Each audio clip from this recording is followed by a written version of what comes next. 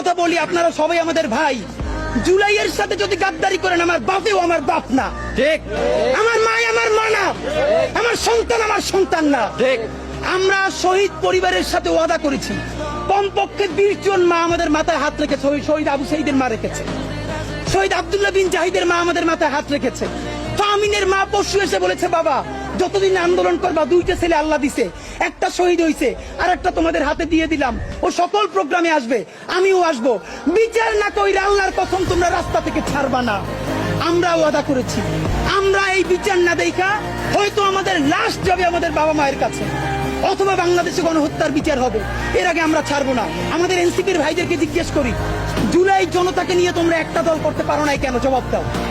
কেন আজকে 2-3টা দল হইতেছে? তোমরা একটা করছো, শুক্রবার আর একটা হবে, পরশু আর একটা হবে, কেন? তোমরা কেন একা একা মাস্টার মাইন্ড হইতে গেলে আমারে বলো। তোমরা কেন বললো না এই আন্দোলনের মাস্টার মাইন্ড 18 কোটি জনগণ? ঠিক। তোমরা কেন বলো না এই আন্দোলনের মাস্টার মাইন্ড সেই শহীদ আনাস, ওয়াসিম, মুগ্ধ, সকলে মাস্টার মাইন্ড, আমরা সবাই জুলাইয়ের খাদেম। নতুন শুরু করছে, কতদিন বলে এই আমার ইমাম, কতক্ষণ বলে ও আমার ইমাম, আমরা জানাই নেই।